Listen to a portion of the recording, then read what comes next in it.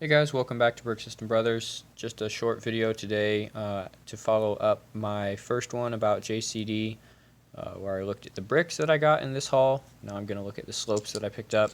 I've sorted these by color instead of piece type, just because slopes you're usually wanting to look at building roofs. So depending on what kind of roof you're building, some of the slopes that I'm usually after are the black ones for sure. Dark red are nice, and then um, kind of looking at other interesting colors for slopes as well today. But for sure want to mention this dark red 2x2x3 slope. Pretty standard shape and size. It's been around for a while, and this color isn't even new, but the bookshop modular that came out last year, was it last year or this year? Um, the one of the recent modulars has this slope for the roof. And I was thinking about doing an extension on the top floor, and I would need more of these, so I was pretty happy to find as many of these as I could. I think I got four, yeah, four of those in dark red. Also picked up some of those in black to use for additional projects, and a surprising number of those were in white as well, four more in white. Other ones that I picked up in the black category, just really standard slopes, nothing even that special. Maybe looking at this inverted 1x3 one, don't see that too often, but other than that, just working on bulking up my roof pieces family. A few yellow ones, nothing really special, but that flame yellow orange, or that bright light yellow, whatever you want to call it, that's starting to show up in a few more pieces now. Greens are always nice, especially this inverted. I like to use these for curtains, like inside, and then the medium or apple green, a couple of those. White slopes, this outside corner one, 2x3s, those come in really handy when you need to bridge a gap. Some blues, had some interesting azure, light azure. These two are probably the best ones of the blues, just that medium blue and older color there. Tan and brown. These are nice for working with groundwork if you need to do some dirt work and details like that. Although I ended up getting a mix of the older brown. You can tell the difference. This is the reddish brown. That's the color that's out now. The older brown has a little more, maybe just a little less red, I guess, because, you know, reddish brown and regular brown. This color is retired. They don't produce it anymore, but can still be found in some abundance. And then just regular pieces in tan, and one in dark tan as well showed up. The cheese slopes are really good for filler. I try to just drop a few of these in as I grab them.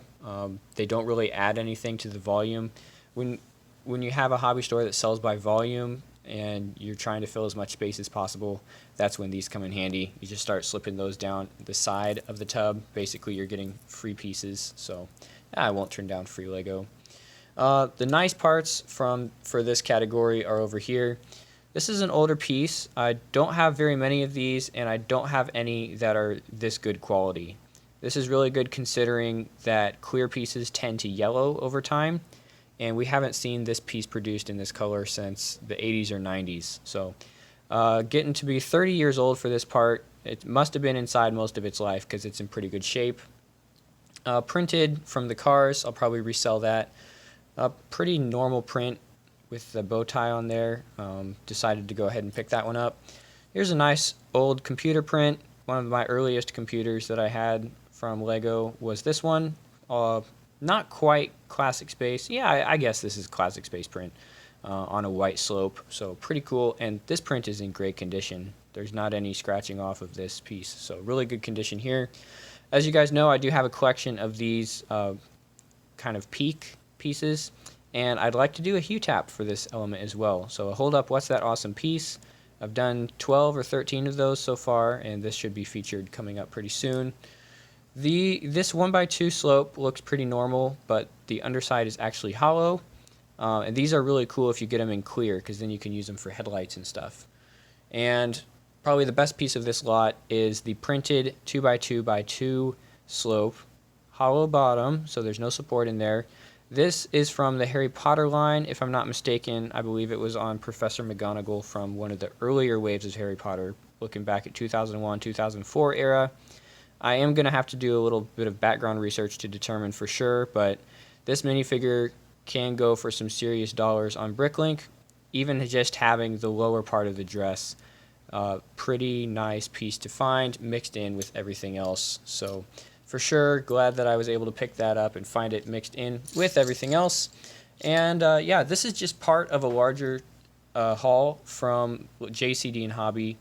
And next up, we're going to look at some plates, and then one last video to look at kind of the other random mix of stuff. So those pieces are coming up next, and also going to look at some of that stuff coming up.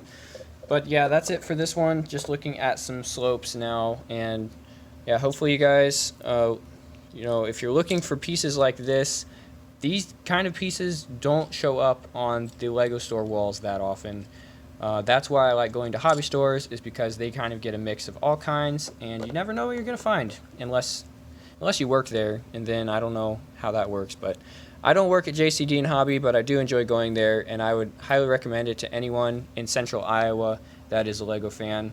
If you're not in central Iowa and you're crossing through, maybe take some time to stop there. They have a decent pick-a-brick wall. I've got another video up about what else you can find in their store, so check that out too. But that's it for now. Thanks for watching, guys, and we'll catch you in the next one. Welcome back to Bingo, everybody. We're up to 6 picks so far, so let's see what's next.